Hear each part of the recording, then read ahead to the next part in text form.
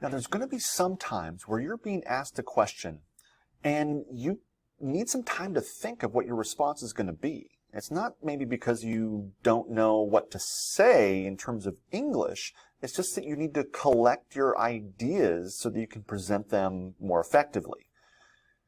If that happens to you, don't just sit there in silence.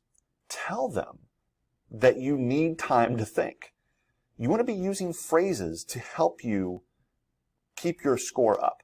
Because if you sit there in silence, they don't know why you're not talking. They don't know if it's because you're trying to think of ideas or if because maybe you just don't know what to say in terms of the vocabulary.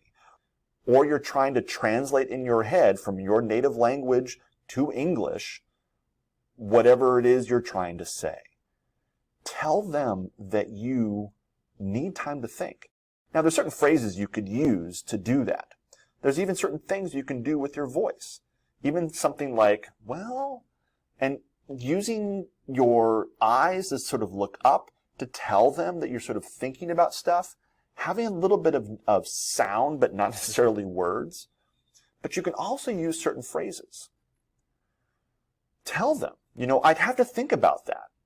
That tells them that you kind of need to sort of collect your ideas, but it's not that you're collecting your English. Or tell them that you've never thought about whatever it is they've asked about before. Tell them, it's like, well, I guess, and stretch that word guess out. This is where you can also be using this to highlight, using emphasizing or stretching your English. And that's a skill that they're looking for you to demonstrate. You could say something as simple as, well, if I had to choose, I would say blah, blah, blah. Think about using these phrases. Try to use these phrases out in the real world. So thanks for watching. If you made it this far, hopefully that means you found something useful or informative about this video. If that's the case, be sure to click this, or you can click something here. There might be something over here, and find out more about how PELA can help you to master the IELTS.